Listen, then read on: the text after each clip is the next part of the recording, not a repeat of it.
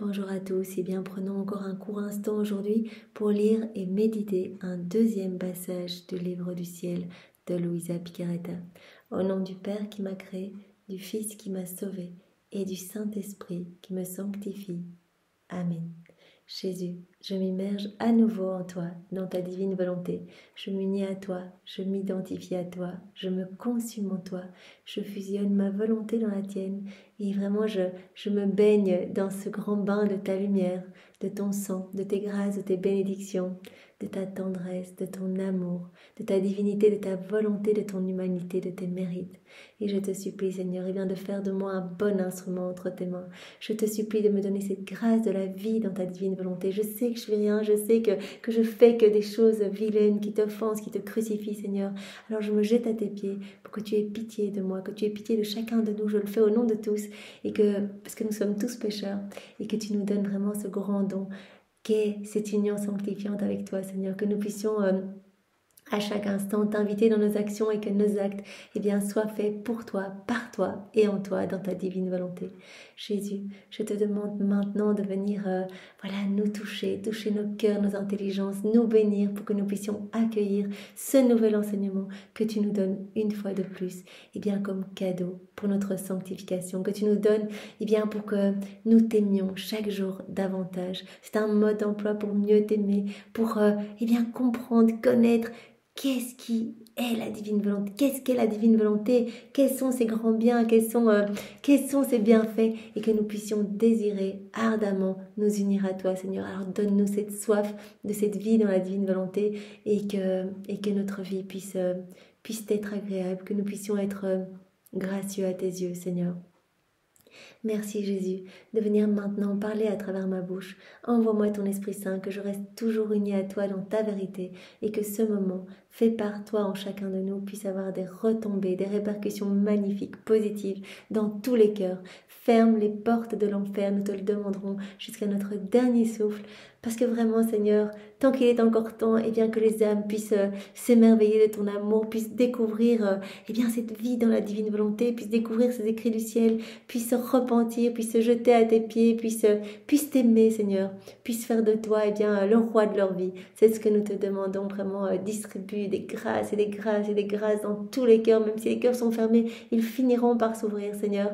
Vraiment, que tous soient sauvés, que tous reviennent à toi, que tu puisses être heureux et que tu puisses être glorifié par tous.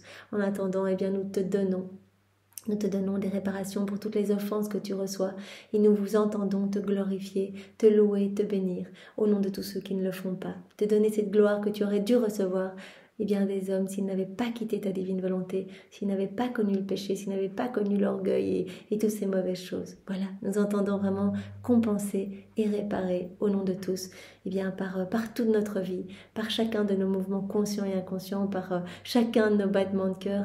Voilà, Seigneur, organise tout en nous pour que tu puisses continuellement trouver repos, joie et consolation. Parle maintenant à travers ma bouche, Jésus, et envoie-moi ton Esprit Saint. Alors le passage que nous allons méditer ensemble est celui du 20 novembre 1926. Nous sommes toujours dans le volume 20 et c'est Luisa qui parle. Je faisais ma ronde habituelle dans la création pour y suivre les actes de la suprême volonté, et mon toujours aimable Jésus, me laissant entendre sa douce voix dans chaque chose créée, me dit « Qui est celle qui appelle mon amour afin qu'il puisse descendre en elle ?» ou que son propre amour puisse monter dans le mien pour s'y fusionner et ne former qu'un seul amour, en lui donnant le champ d'action pour faire se lever dans l'âme la nouvelle petite mère de son amour. Donc voilà, quand Luisa fait ses petites tournées, ses petites rondes dans la création, elle fait ses rondes en déposant ses actes d'amour, de louange, d'adoration, de bénédiction dans chaque bourgeon, chaque feuille, chaque herbe, chaque insecte, sur chaque étoile, dans chaque goutte d'eau. À chaque fois, ici, dans cet exemple, elle entend la petite voix de Jésus qui dit « Mais c'est qui vient me donner de l'amour au nom de tous? C'est qui a envie de purifier son âme et de recevoir des mers de puissance, de grâce, de beauté, de pureté ?» Parce qu'à chaque fois, Jésus vient nous donner toutes ces qualités divines qui sont conservées dans chaque élément créé. Car l'amour triomphe et célèbre lorsqu'on lui donne une ouverture et son champ d'action. Voilà. On vient tenir compagnie à la divine volonté dans les éléments créés, à tout cet amour qui est contenu dans chaque élément créé, cet amour qui est une manifestation pour chacun de nous, pour qu'on puisse y répondre. Et bien quand une âme vient faire cette petite ronde, et bien on offre une possibilité, un champ d'action à l'amour de se déverser dans notre cœur. On donne de l'amour, on rend de l'amour, et Jésus, eh bien, nous rend à nouveau de l'amour. C'est vraiment, c'est boucle d'amour, vraiment c'est flux et reflux d'amour. Jésus nous donne tout à travers la création, on y répond à travers les rondes, et Jésus est tellement content, et bien il trouve un petit champ d'action dans notre âme pour pouvoir verser encore plus, verser à profusion. L'amour triomphe et célèbre lorsqu'on lui donne une ouverture et son champ d'action. En arrivant dans le soleil, dans les cieux, dans la mer, j'entendais sa voix qui disait « Qui appelle ma lumière éternelle, ma douceur infinie, mon incomparable beauté, mon inébranlable fermeté, mon immensité ?» Donc tous ces attributs divins qui sont contenus dans le soleil, comme nous l'avions vu dans un enseignement il y a quelques jours. Eh bien, quand on fait une petite ronde, qu'on vient placer nos je t'aime dans la mer, dans le soleil, etc., le Seigneur va nous donner toutes ces qualités divines qui sont conservées dans ces éléments créés que l'on visite par nos rondes. Qui appelle ma lumière, qui appelle ma beauté, qui appelle ma douceur, qui appelle mon immensité, ma fermeté? Qui appelle tout cela afin de former leur cortège et de leur donner le champ d'action pour faire se lever dans la créature autant de mer, de lumière, de douceur, de beauté, de fermeté? Dès que l'on va faire des rondes, on reçoit immédiatement dans les qualités divines qui sont reprises, qui sont conservées dans le soleil. C'est par exemple la lumière de Dieu, la douceur, la chaleur, etc. Eh bien, à chaque fois, va se créer dans notre âme une mer de beauté, une mer de lumière, une mer de douceur. Ces qualités vont former des mers dans l'âme qui fait ces rondes. Pour leur donner la satisfaction de ne pas être oisive, mais de se servir de la petitesse de la créature pour y enclore toutes leurs qualités. Voilà, donc quand on va faire ces rondes, on va être enclos dans notre âme toutes les qualités divines sous forme de mer, en fait, vraiment à profusion. Qui est-elle? Qui est-elle, celle qui fait toutes ces rondes? Ah, c'est la petite fille de notre volonté. Puis, après l'avoir entendu dire en chaque chose créée, qui m'appelle? Qui me donne cet amour? Mon doux Jésus sortit de moi et me serrant contre lui, il me dit, ma fille, lorsque tu parcours ma volonté pour y trouver chaque chose créée, tous mes attributs entendent ton appel et entrent en jeu pour former l'un après l'autre la petite mer de leur qualité. Toutes les qualités divines de Dieu, tous les attributs divins, eh bien, entendent cet appel, entendent cet écho partout qui commence à vibrer dans la création par ces rondes. Et donc, ils viennent se déverser sous forme de mer dans l'âme qui fait ces rondes. Oh, combien ils triomphent en se voyant actifs et capables de former chacun sa propre petite mer. Chaque attribut forme une petite mer de cet attribut-là dans ce cœur. Mais leur plaisir s'accroît de pouvoir former dans la petite créature leur mer d'amour, de lumière, de beauté, de tendresse et de puissance. Ma sagesse agit en artisan talentueux et avec une merveilleuse ingéniosité pour placer ses qualités immenses et infinies dans la petitesse de l'homme. Nous, on est tout petit, on ne sait rien dire du tout. Mais Jésus va donner vraiment le max, vraiment des mers entières de cadeaux, de grâce. Et donc, c'est pour cela qu'à chaque fois qu'on s'unit à Jésus, il étend les frontières du royaume de sa divine volonté dans notre âme, mais aussi pour tous nos frères et sœurs. Donc vraiment, notre cœur se dilate pour recevoir plus de ses attributs divins, plus de sa présence, plus de son amour, plus de sa lumière. Oh, combien l'âme qui vit dans ma volonté s'harmonise avec mes attributs. Donc c'est pour cela qu'au plus on fait des rondes, au plus on fait des actes, au plus on se transforme, on voit vraiment notre caractère se transformer pour devenir plus proche de celui de Jésus. Notre volonté va s'harmoniser complètement avec... notre volonté va se fusionner totalement dans la divine volonté et notre personnalité, notre être va s'harmoniser avec tous les attributs divins. Chacun d'eux assume sa fonction pour établir sa qualité divine. Si tu savais le grand bien que tu acquiers en suivant ma volonté dans tous ses actes et l'art qu'elle déploie en toi, tu serais toi aussi dans la joie d'une fête continuelle. Si tu voyais tout ce qui se passe dans ton cœur, nous dit Jésus, quand tu fais des rondes, quand tu t'unis à moi dans tes petits actes du quotidien, quand tu fais ta vaisselle dans la divine volonté, quand tu tricotes, que tu éternues, que tu te balades dans ma divine volonté, tu laisses le champ d'action de la grâce, tu laisses la divine volonté opérer et agir et ton âme se transformer. Si tu voyais tout cela, tout ce qui se passe, quand tu fais des rondes, etc., eh bien, tu serais dans une joie continuelle comme moi je le suis en attendant voilà, tes petites visites dans les éléments créés. Après quoi, je continuais à suivre la création et je pouvais voir ce mouvement éternel qui jamais ne cesse en s'écoulant partout. Et je me disais, c'est vrai, c'est un mouvement continuel en fait, partout dans la création. Comment puis-je suivre le vouloir suprême partout s'il court si rapidement en toutes choses?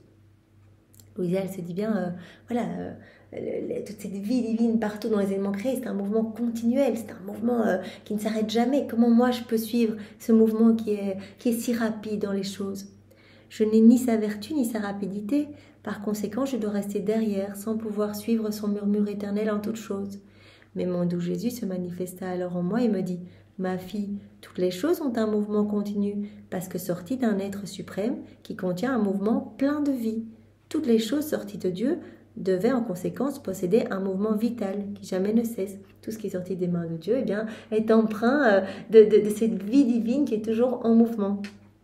Et s'il cesse, cela signifie que la vie s'arrête. Quand ce mouvement s'arrête, voilà, la vie s'arrête. Tu as toi-même en toi un murmure, un mouvement continuel. Toi aussi, Louisa, et le Seigneur s'adresse à chacun de nous. Nous aussi, nous avons ce mouvement divin continu en nous. De plus, la divinité, en créant la créature, lui a donné une ressemblance aux 3 personnes divines. Elle a placé en elle 3 mouvements qui devaient murmurer continuellement pour s'unir à ce mouvement et à ce murmure continuel d'amour de leur Créateur. C'est beau. Donc Jésus nous dit que quand l'homme a été créé, eh bien, il a reçu l'image et la ressemblance de la Trinité, des 3 personnes divines. Et donc, cela a été manifesté par un mouvement continuel en son être, qui se manifeste par exemple par les battements de cœur. Ça, c'est le premier mouvement. Donc la divinité a placé en l'homme 3 mouvements qui devaient murmurer continuellement pour s'unir à ce mouvement et à ce murmure continuel d'amour de leur Créateur. En fait, les 3 mouvements dont Jésus va nous parler maintenant, qui sont en chacun de nous, devaient être en fait des réponses à l'amour de Dieu. En fait, ce sont des mouvements continuels qui doivent répondre à ce mouvement continu d'amour en chacun de nous. Ce sont le mouvement des battements de cœur, ça nous nous en doutions, qui jamais ne cessent, les mouvements du sang qui circulent sans jamais s'arrêter, et le mouvement de la respiration du souffle qui jamais n'arrête. Battement de cœur, mouvement du sang et respiration qui jamais ne s'arrête. Et donc cela fait vraiment écho au mouvement divin continuel partout dans chaque élément créé. Donc c'est quelque chose qui nous a été donné pour qu'on soit vraiment en écho et qu'on réponde à cet amour, que chaque battement de cœur puisse être un témoignage d'amour, que chaque mouvement de notre sang dans notre corps à chaque instant puisse être une réponse d'amour, que chaque respiration puisse être un témoignage, une réciprocité à l'amour de Dieu. Et cela dans le corps, ça c'est pour le corps, les 3 mouvements du corps. Mais dans l'âme, il existe 3 autres mouvements de plus qui murmurent continuellement. Ça, nous le savons, ce sont les 3 puissances de l'âme qui ont été données à l'homme au moment de la création pour qu'il reste toujours dans cette union avec son Créateur. L'intelligence, l'intellect, la mémoire et la volonté. Donc vraiment, notre intelligence devait rester continuellement unie à la sagesse de Jésus. Notre volonté continuellement unie à la volonté du Père et notre mémoire continuellement se rappeler de l'amour présent partout de Dieu, continuellement uni à l'Esprit Saint. Par conséquent, tout est en lien avec le mouvement de votre Créateur, afin de murmurer de concert avec son mouvement éternel. Donc tout nous a été donné initialement, donc en la personne d'Advent, pour qu'on reste connecté à Dieu, par ces 3 mouvements du corps, pour être en mouvement avec la Trinité, et ces 3 mouvements de l'âme qui nous tiennent également liés à la Trinité. Malheureusement, on voit bien que l'homme, malgré tout ce qui lui a été donné, se déconnecte et préfère vivre dans sa volonté propre. C'est ainsi que tu suis ma volonté dans son mouvement incessant, dans ses actes qui jamais ne cessent. Et tu fais revenir ton mouvement dans le sein de ton Créateur, qui attend avec tant d'amour le retour de ses œuvres, de son amour et de son murmure. Voilà, la Trinité attend avec impatience ce retour d'amour, puisque l'amour, on a été façonné dans l'amour, c'est vraiment, on est amour, on a reçu tout ce mouvement vraiment vital, ce mouvement divin en nous, la création est une manifestation de l'amour de Dieu, eh bien rendons cet amour à Dieu et ne gardons pas tout pour nous, pour nous ensevelir dans nos misères et sombrer dans les eaux de la mort. En créant les créatures, la divinité agit comme un père qui envoie ses enfants pour leur bien, l'un vers une ville, un autre un champ, un autre à travers la mer, certains dans des endroits proches et d'autres vers des lieux éloignés, en donnant à chacun une tâche à accomplir. Voilà, Jésus prend cette image du Père qui envoie ses enfants, comme de notre Père Céleste, et bien qui nous sort de son sein pour voilà, nous envoyer en pèlerinage ici sur la terre.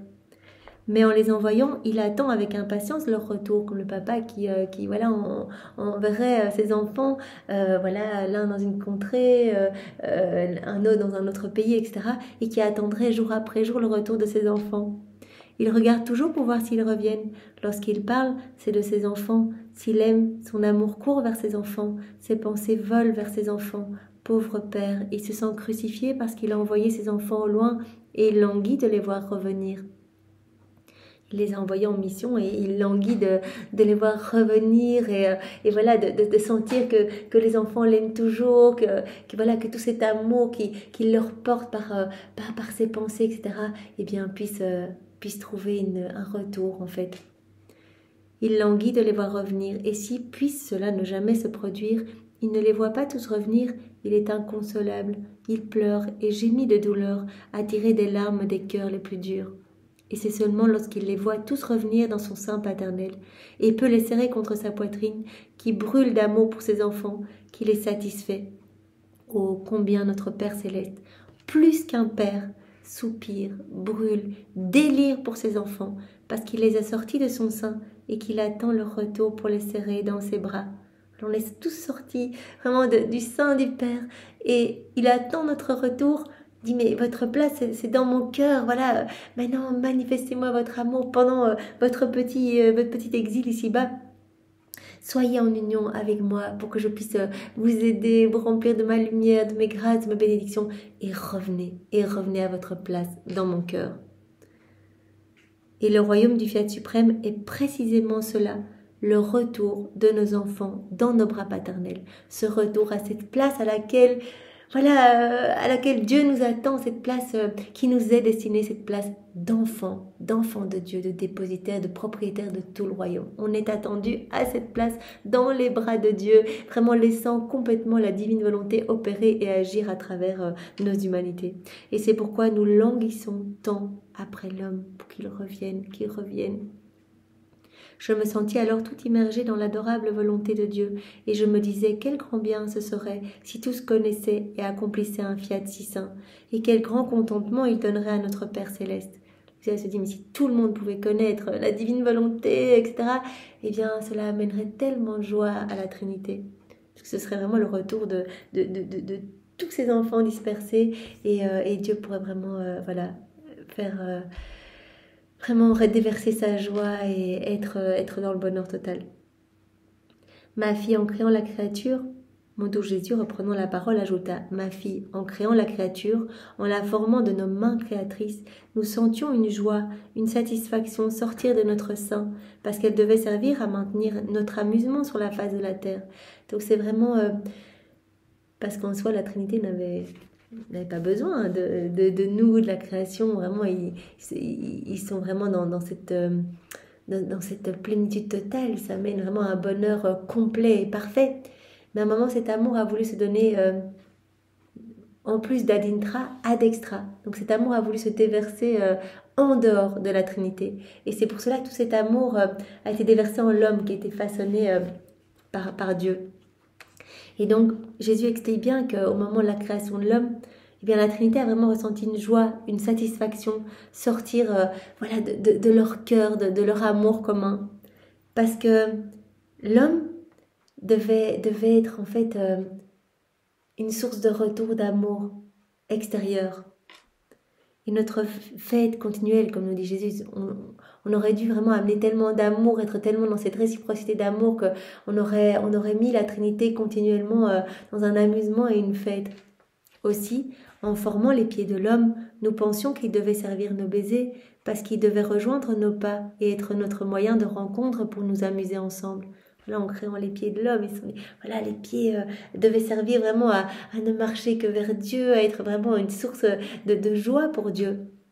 En formant ses mains, nous pensions qu'elles devaient servir nos étreintes et nos baisers. Voilà, que les mains de l'homme puissent travailler pour Dieu, vraiment servir à donner tout cet amour. Parce que nous devions voir en lui le répétiteur de nos œuvres, en formant sa bouche et son cœur, qui devaient servir l'écho de notre parole et de notre amour, en infusant en lui la vie de notre souffle, en voyant que cette vie était sortie de nous, qu'elle était entièrement nôtre, nous l'avons serrée contre notre sein, nous l'avons embrassée, et en confirmation de notre œuvre et de notre amour. Donc vraiment, voilà, on a vraiment été fait à l'image et à la ressemblance de Dieu pour être dans ce rapport d'amour continuel avec la Trinité. Et pour qu'il puisse se maintenir tout entier dans nos pas, dans nos œuvres, dans l'écho de notre parole et de notre amour et de la vie de notre image imprimée en lui, nous lui avons donné en héritage notre divine volonté, pour qu'elle puisse le préserver tel que nous l'avons créé, et pour pouvoir continuer nos amusements, nos baisers affectueux, nos douces conversations avec l'œuvre de nos mains. Donc, nous a été donné dès le départ, en la personne d'Adam. Donc Adam a reçu divine science, divine connaissance et divine volonté pour rester dans cet état, rester intact, voilà, comme sorti des mains du Créateur à chaque instant. En restant dans la divine volonté, eh bien, il laissait vraiment toute l'œuvre divine s'exprimer à travers son humanité et était vraiment dans ce beau flux et reflux d'amour, dans cette harmonie avec son Créateur. Lorsque nous voyons notre volonté dans la créature, nous la voyons dans nos pas, nos œuvres, notre amour, nos paroles, notre mémoire et notre intellect, parce que nous savons que notre suprême volonté ne laissera rien entrer qui ne soit nôtre. Lorsque nous voyons notre volonté dans la créature, eh bien, en fait, Dieu voit un autre Jésus sur la terre, en fait. Il voit ses œuvres se reproduire. On remet en mouvement tout ce que Jésus a accompli.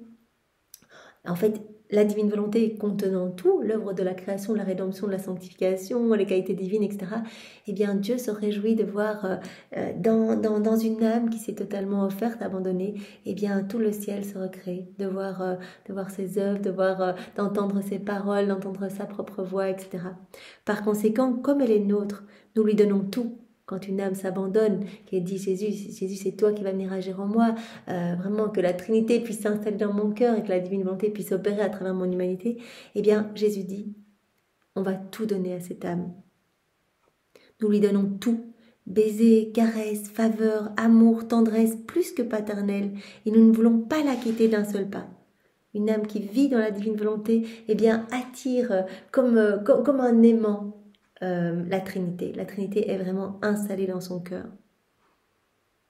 Nous ne voulons pas la quitter d'un seul pas, puisque la moindre distance nous empêche de former les continuels amusements, d'échanger des baisers, de partager des joies et des secrets très intimes. Chaque acte fait dans la divine volonté amène tellement de satisfaction, tellement de joie à la Trinité, tellement de gloire, que la Trinité ne veut plus quitter cette âme qui vit dans la divine volonté pour s'assurer vraiment être la protectrice de cette âme pour qu'elle ne retombe pas dans sa volonté propre. Donc vraiment, Jésus l'a bien dit, je veux me faire sentinelle de chacun de tes pas. Il parle à Louisa, de chacune de tes actions, de chacun de tes regards, de chacune de tes paroles, pour que tout puisse vraiment nous amener encore de l'amour, de la gloire, des bénédictions au nom de tous.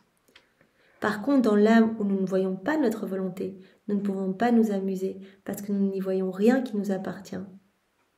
Voilà, l'âme qui vit dans sa volonté propre, eh bien, s'est déconnectée du divin vouloir et a rempli son âme de noirceur. Et donc, son âme n'est pas du tout l'écho de la Trinité. Cette âme n'est pas le reflet de la Trinité, l'image de la Trinité. Elle perd, elle est dans cette dissemblance avec Dieu. Et donc, son âme remplie des choses du monde, eh bien, la Trinité ne peut pas s'y installer parce qu'elle ne s'y amuse pas, elle ne voit rien de beau. Tandis que dans l'âme qui vit dans la divine volonté, il y a vraiment ce ciel qui est recréé, tous les délices du ciel, les joies, etc.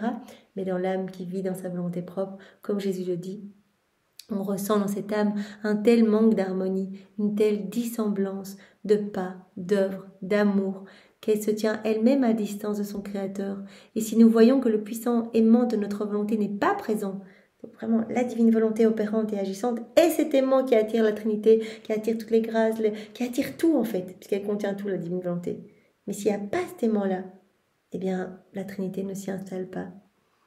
Si nous ne voyons pas cet aimant puissant de notre volonté, s'il n'est pas présent, lequel nous fait oublier la distance infinie qui existe entre le Créateur et la créature, nous dédaignons de nous amuser avec elle et de la combler de nos baisers et de nos faveurs. Donc c'est l'homme qui choisit de se déconnecter de Dieu et de ne pas faire vivre dans son cœur la Trinité. Si nous nous abandonnons, c'est vraiment facile, on ne doit pas faire grand-chose. Jésus, oui, je veux vivre dans ta divine volonté. Et bien indirectement, la divine volonté commence à déployer sa lumière, à se sentir plus libre, etc., d'agir à travers notre humanité. Et directement, la Trinité s'installe, Jésus s'installe, la Trinité prend des décisions à partir de notre cœur. Et bien de la même façon que si elle les prenait à partir du ciel, voilà, nous devenons à chaque acte fait en union avec Jésus de véritables hosties, nous apportons du soulagement, du réconfort, de l'amour à Jésus pour toutes les offenses qu'il reçoit, nous réparons, etc. Tout ce qui se passe quand on donne notre oui à Jésus, c'est inimaginable. Donc vraiment, il vient nettoyer ce manque d'harmonie, il remet l'harmonie, il remet l'ordre, la beauté dans notre cœur pour nous faire vraiment grandir dans cette ressemblance avec lui. Aussi, en se retirant de notre volonté, l'homme a interrompu nos amusements et détruit les plans, les desseins que nous avions en formant la création. C'est le plan de Dieu initial que l'homme soit complètement rempli de la divine volonté. Et c'est uniquement par le règne de notre Fiat suprême, en rétablissant son royaume, que nos desseins peuvent se réaliser et que peuvent reprendre nos amusements sur la terre. Voilà. Ce n'est que maintenant, voilà, depuis les écrits de Louisa, eh bien que nous avons cette chance de pouvoir comprendre, voilà, de par ses connaissances, de pouvoir rentrer en possession de tous les biens de la divine volonté, de pouvoir nous laisser transformer. Jésus nous donne cette soif jour après jour de l'appeler, et ce n'est que dans la divine volonté, une âme totalement fusionnée, unie à Jésus, totalement, voilà, anéantie, une âme consumée dans la divine volonté. Eh bien, ce n'est que dedans, complètement immergé en Jésus, que la Trinité va pouvoir trouver de la joie à vivre en notre cœur, que la Trinité va pouvoir reprendre ses amusements sur la terre, eh bien, comme c'était le cas au moment où Adam était encore en état d'innocence.